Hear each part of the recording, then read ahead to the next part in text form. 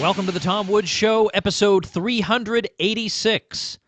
We're talking about fascism today because this is a concept and a word that gets thrown around all the time. Well, this person is a fascist.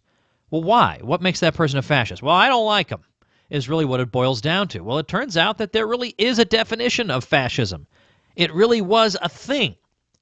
It's not just whatever we happen to dislike. And you see this done all over the place. It's mostly done by the left, but I see neoconservatives, I see libertarians carelessly tossing around the word fascist as a synonym for something I dislike. And that doesn't help clarify anything, and it's annoying. So it's important to go back into history and look at what we're talking about here, what fascism really means. What is it? Because it's useful to know what fascism is. It's an important moment in European history. And so we're going to focus on that today. We're going to talk to Paul Gottfried, who has an article in the American Conservative magazine, Who Isn't Fascist?, that goes through this phenomenon whereby everything is referred to as fascism these days. This is not helpful if intellectual clarity is your goal. Paul Gottfried joins us once again. He appeared to talk about World War I in the past. We'll link to that on today's show notes page, tomwoods.com/386. But Paul is Professor Emeritus of Humanities at Elizabethtown College and a Guggenheim recipient. He is the author of numerous books, including After Liberalism, Mass Democracy in the Managerial State, Conservatism in America, Making Sense of the American Right, The Strange Death of Marxism, The European Left in the New Millennium, Leo Strauss and the Conservative Movement in America, and Multiculturalism and the Politics of Guilt Toward a Secular Theocracy. We will be linking to those books as well on the show notes page, tomwoods.com/386. So here's my conversation with Paul Gottfried. I hope you enjoy it. Paul Gottfried, welcome back to the show. Well, thank you for having me. I love talking about this subject because, as you say, the term fascist or the term fascism, these words are thrown around as just catch-all epithets, and unfortunately, they do stick, even though the accusations behind them are completely empty. People think that fascist is a word that nobody likes, so I'll use that to describe my enemies. And this is not just something that the left does, although the left they're experts at it. The so-called right, the neocons, use fascist too, but in the same way that they try to use the word bigotry, and it totally fails when the left uses bigotry against anybody who just has traditional views. The right tries to shoot back, well, you're anti-Christian, so you're a bigot. That never sticks. Nobody cares. Culture doesn't move in that direction. I think to understand this better, why don't we start off by talking about what fascism really is? It actually does have a meaning, and then we can see how preposterous it is to throw it around so casually. Yeah, I think in the book that I did, and in a number of essays I've written on fascism, I indicate that it is very much of an interwar European movement. I also distinguish what I call generic fascism, which is sort of quintessential or essential fascism, from Nazism and from those collaborationist governments that Hitler used in running countries that he occupied. Maréchal Pétain in France, or Szalasi in Hungary, some of these other people who collaborated with it were not really fascists. They were just nasty anti-Semites, or in the case of Pétain, somebody who was old and senile and decided he couldn't fight anymore and collaborated. What I call generic fascists seem to do best in Latin Catholic countries. They are not usually devout Catholics, except for the clerical fascists who are not really fascists, but they take over certain Catholic social theories and organizational forms. Corporatism as a kind of variant on medieval economic theory, for instance, is something which they like. They're also very critical of the Protestant world, which they associate with individualism. And if one is really looking for a kind of template for them, or the one that fits most accurately, I think, it may be a kind of glorified Roman imperial template. I mean, they're sort of like looking back at the Roman Empire, one might say through colored lenses, and the regime that, in fact, the only fascist regime one can turn to as a quasi-successful one is the government of Italy under Mussolini that is established in the early 1920s. And there you sort of see fascism at work. It is not a terribly sinister or murderous movement. It is also not an economically efficient one. It is authoritarian, but not totalitarian. And one of the arguments I make in my book is if the Nazis had not come along and co-opted some of the symbolism of the movement, and if Mussolini had not fallen into the Nazi camp stupidly, which he did, probably fascism would be remembered simply as a kind of historical curiosity.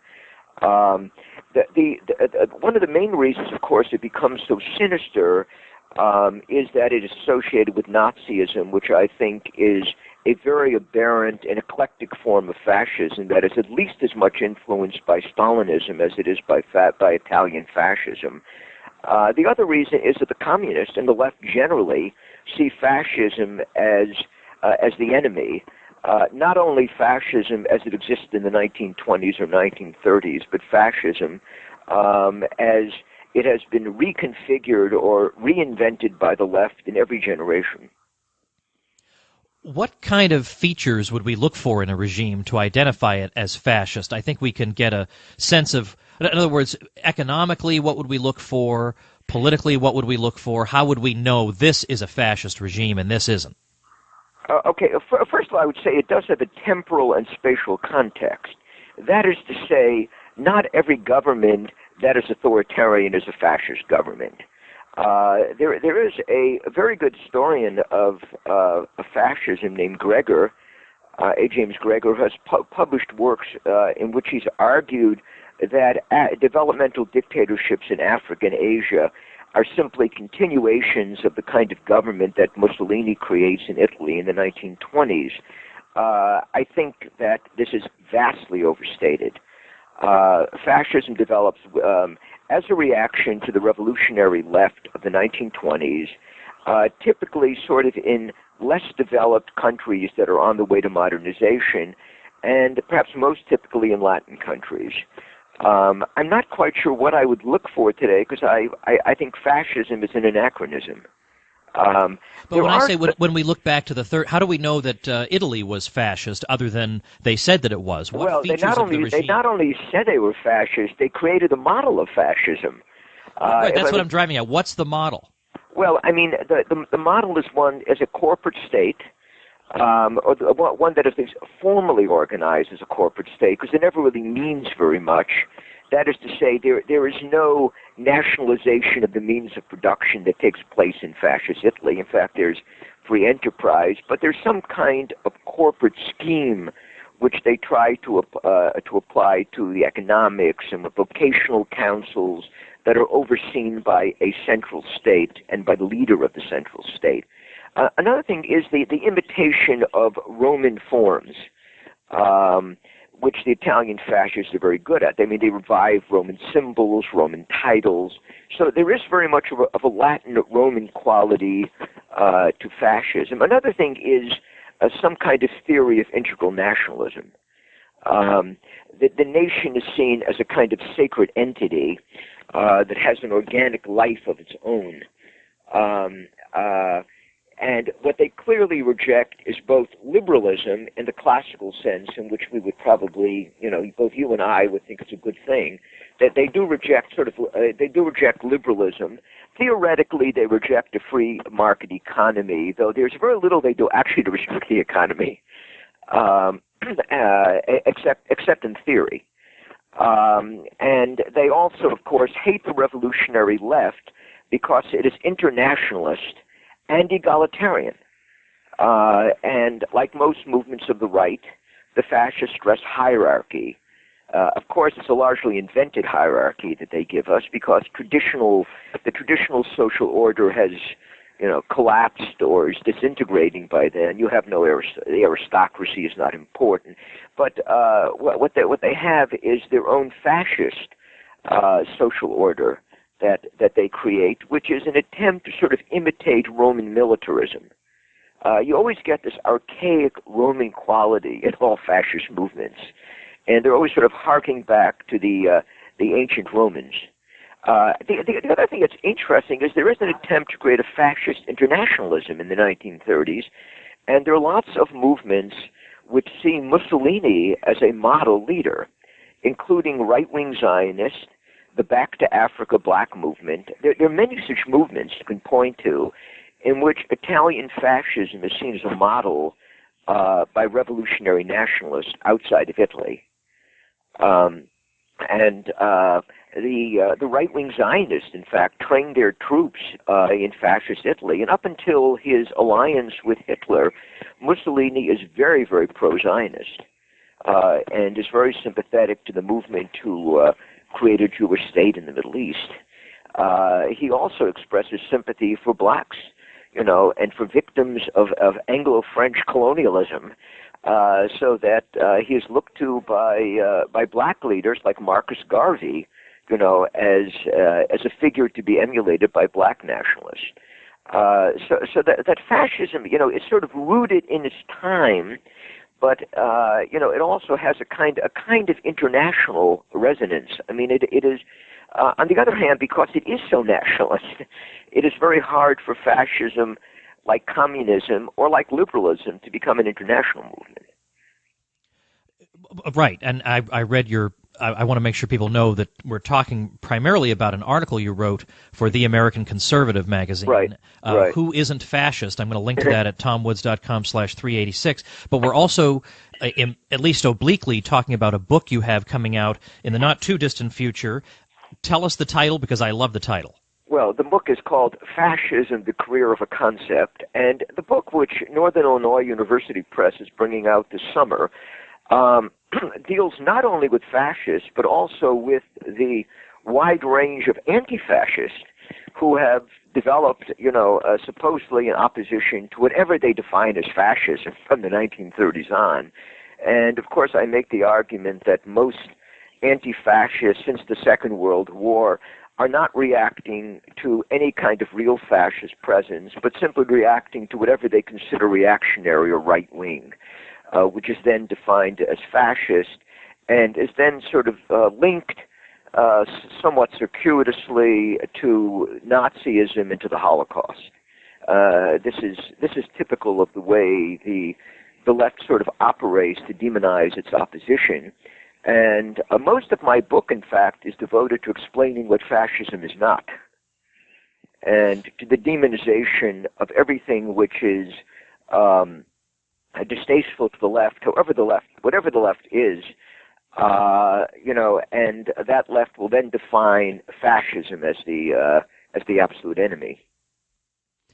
Let's be equal opportunity critics here and say a little something about Jonah Goldberg, who had a very good selling book, I'm sorry to say, called Liberal Fascism, I think it was called. Yes, and the book was on the bestseller list for 12 weeks.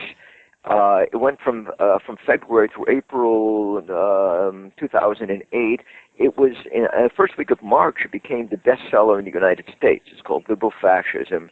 It is an absolutely horrible book. Yeah. Now I bring it up because I believe it was successful for largely the same reasons that Colin Powell might have been thought of as a good presidential candidate. He would be nothing would change under a President Colin Powell, but conservatives want to be able to say, I'm not a racist. And likewise, they want to take that fascist label, turn it around, and point it at their enemies and say, aha, the real fascist is Hillary Clinton. What's the problem with that? Yeah, that's exactly what the book does. What you find throughout the book is there are the juxtaposing of things that are unlike that are made to seem similar, and there also is a confounding of Italian fascism with Nazism and anything else which is going to scare the reader. The thing that I find most interesting about the book is that Goldberg condemns democratic presidents for doing things that are much less statist than things that he himself favors in a Republican president. I am no great fan of Woodrow Wilson, either domestically or in his international politics, but the government that he left us with was much smaller than the government of George W. Bush, which Goldberg approves of. Goldberg actually went after Rand Paul for suggesting that we might want to get rid of the Department of Education. He thought that this was an extreme position. Now, this is the same Goldberg who's condemning Woodrow Wilson and other Democrats for favoring a much smaller welfare state than we have right now. So it's the partisan hypocrisy of the book that I found even more offensive than the stupid things that Goldberg says about the fascist movement. You know, in reading your article, I came up with a question that may be a selfish one because maybe I'm the only one who wants it answered. Mm-hmm. So I'm gonna hold that off for a minute. But you did say at the end of the article that fascism you do identify as a right-wing movement, at least in part because it emerges in response to, as you said earlier, the revolutionary left. It also so there's a context for where fascism comes from. It doesn't just develop out of nowhere. It also, it seems to me, comes out of the spirit of World War I. If you have somebody like Mussolini, who had been a socialist but couldn't accept the pure internationalist anti-war position of socialism, gets a whiff of nationalism and can't let go of it, you then take that in the post-war world and you take the American progressive line that if we planned in war, we can plan in peace, and you build a philosophy around it, that during the war, we didn't have all this regionalist bickering. We were all Italians, and there is something tremendously moving about the fact that we came together in a common corporate enterprise that was not individualist in any way. We planned the economy, so we are not interested in classical liberalism in terms of economic arrangements. If we did that during war, can't we take this nationalist energy and plow it into our peacetime projects? There's something to that too, right? There certainly is. That's correct. And there's not only the wartime thinking. You know, the Germans have the expression "die Mobilmachung," the mobilization of war. This becomes almost a kind of mystique of mobilization after the war. But there also, in the case of Italy and other countries, is bitterness about not receiving for the sacrifices they had made in war all of the territories they were promised. Of course, the Italians probably got much more than they deserved. They sort of entered the war, by betraying their other allies. The same thing which the Romanians did. But then they felt that the allies with whom they put themselves on the same side did not give them enough after the war. So it is this resentment about the peace that will also fan the flames of fascism. But you're absolutely right. And, I think there are aspects of the progressive movement that do look very much like fascism. I think the progressive movement is sort of strange. I would have to argue that although it is mostly a movement of the left, you do get rightist elements in the progressive movement as well. I didn't want to emphasize this in some of the critiques of Goldberg that I wrote, but I think in the case of the progressives, you do get ideas about eugenics, racial hygiene. You don't really get this in Mussolini. You certainly do get this in other movements of the nationalist right in interwar Europe, and the progressives do use nationalist themes even in the United States. So I think there is at least some kind of conceptual bridge that I can see between the fascists. There also are left-wing fascists, whom I don't discuss in my article, and while they are nationalists, some of these people like Giuseppe Bottai in Italy are thoroughgoing socialist. I mean, they want to entirely socialize it, but they do hate the left. They hate the communists, even the left-wing fascists, and they do have some theory of integral nationalism that comes out of this. And as you said, you're quite right. They all look back to the war experience as, a kind of shared unifying experience from which fascist theory and fascist sentiments can be derived. All right, here's the question that maybe I'm the only one who wants the answer to, but of Right. course, I mean, I wouldn't even insult you by asking if of course, you know the work of Erich von Kuehnelt-Leddihn. Yes. And he has a book, Leftism, and I think deliberately to get under the skin of leftists, in his subtitle, he lists several people he considers leftists to indicate that he's going to talk about a wide range of leftists. Right, And he right. puts Hitler in that list. Now, that is obviously meant to be provocative. Do you think there is any merit in his claim that Hitler belongs on the left, given that you say that fascism obviously is a movement of the right? Yeah. Now, I would say that Nazism is different from generic fascism in that it does borrow more heavily from leftist totalitarianism. And I agree entirely with Ernst Nolte that Stalin, and also with Hannah Arendt, that Stalin is a kind of model for Hitler. Even though he hates the communists and looks upon the Russians as Untermenschen or something like that, but the collectivist economy, the use of terror to destroy his enemy, the demonization of entire groups that are marked out for destruction, and so this all looks very much like leftist totalitarianism. So I think that Nazism was parasitic on leftist totalitarianism in a way that generic fascism was not. But sort of getting back to this whole question of Kuehnelt-Leddihn, it is one that troubles me profoundly because I love the man. I mean, I was a great admirer and friend of Kuehnelt-Leddihn, and I agree with just about everything he said, except when he claimed that that fascists were on the left. I disagreed with that position.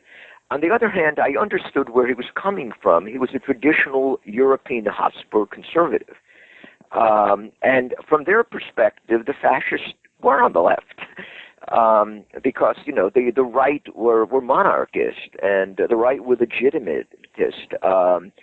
And they were people who favored a traditional social religious order, and the fascists did not favor that. They were the revolutionary right. So I understand that from his perspective, and also the perspective of somebody like George Kennan, who probably made me the closest to a traditional conservative, that the United States produced in the 20th century. But he also looked upon the fascists as a movement of the left, although he had a certain sympathy for Salazar and even Franco, but he thought that the fascists were left-wing adventurers. So I can understand where Kuehnelt-Leddihn is coming from and how he arrives at that view. But, I agree with you. I think he's trying to be provocative. I think he's also, writing as a man of the traditional right, which gives him a very different perspective from that of most historians, or I would even say a different perspective from the one with which I'm approaching my subject. Let me ask you a specific question that involves a specific type of criticism in which people would use fascist.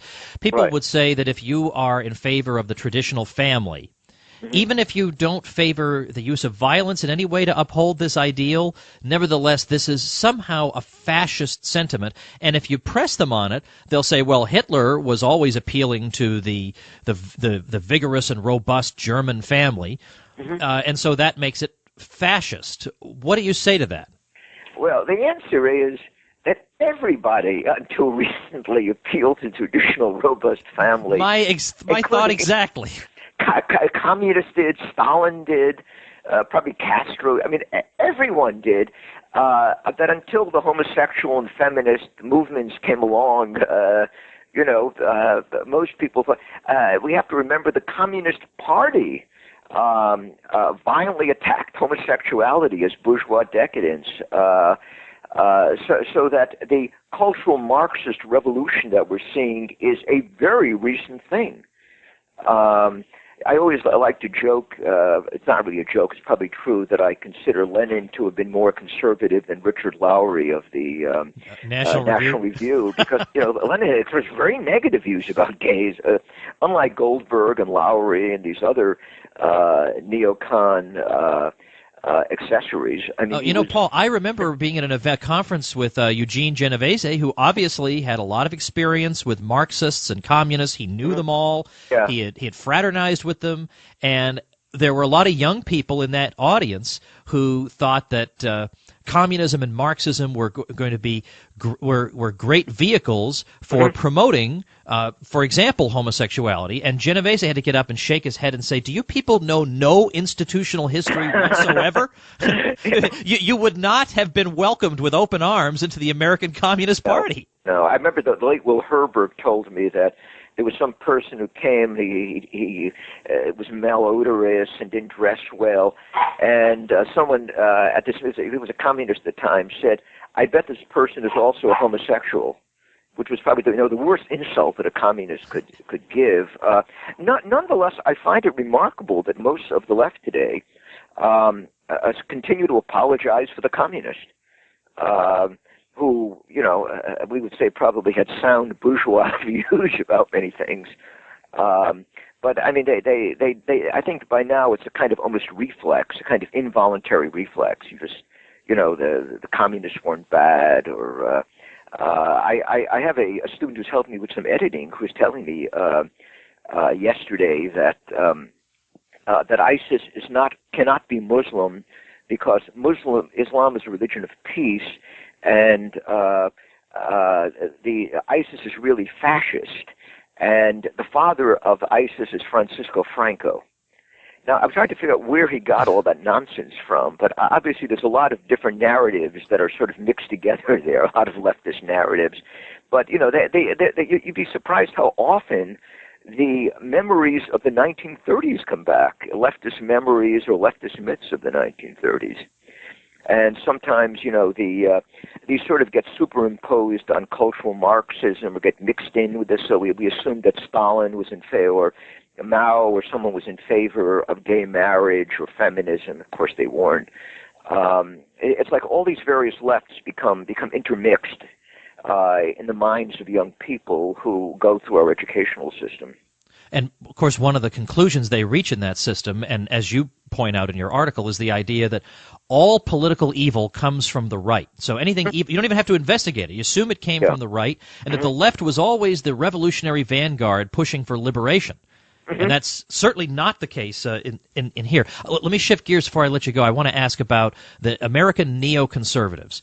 I could imagine some critics of the American neocons saying, these people are pushing a really vulgar American nationalism where, for example, just this morning I had to leave one of my children off at school, and one of the other parents was walking in with a shirt that said unapologetically American. And I thought, just low IQ American nationalism. They're encouraging this because it feeds into the war machine, it feeds into their plans, but yet that doesn't make them fascists just because they are encouraging American nationalism. Because for one thing, American nationalism is not German nationalism or Italian nationalism the way the German and Italian fascists conceived of their nationalisms.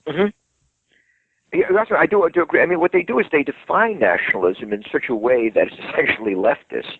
It is based on a universal, propositional kind of identity, and the notion that all people are created equal and we're all part of some community held together by human rights. I mean, there is almost a kind of revival of Jacobinism that I see in the neoconservatives. They're very different from the Italian fascists in that regard, or any of the fascist movements. Which stress integral identity, traditional social relations, the extent that those relations were, still exist. But the fascists tend to have very traditional bourgeois views. But if you notice, the neoconservatives seem to have given up whatever was considered social traditionalism, in the older generation of neoconservatives. I mean, they're now for gay marriage. There's this guy, Jamie Kirchick, who gave a speech at some neoconservative conference that I looked at, saying that Putin is a bad person, we should oppose him because he's against gay rights. Kirchick is one of the people they used to attack Ron Paul, I think, as a homophobe. But this is becoming the neoconservative view. This is also the view of Goldberg, John Podhoretz. They've given up everything but the nationalism of war. I mean, that seems to be the only thing left that in Zionism.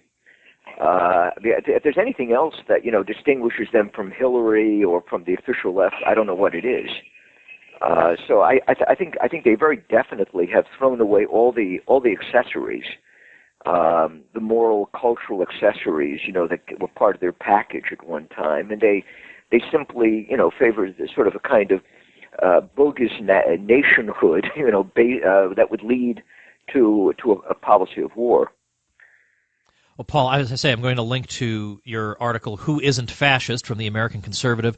I'll link to your website, which is paulgottfried.net, where people can read about your books and your current writings. And, of course, I want to talk about your book on fascism when it becomes available. This will all be linked at tomwoods.com/386. I appreciate your time today. I love talking to you because I know there is no question I could throw at you that's going to make things awkward and uncomfortable because you don't know the answer. I never have to worry about that with you. Thanks so much, Paul. It was great. And thank you for having me on. All right, everybody, before I get into what we're going to talk about tomorrow, I want to just thank you guys for spreading the word about the show, for subscribing on iTunes or Stitcher.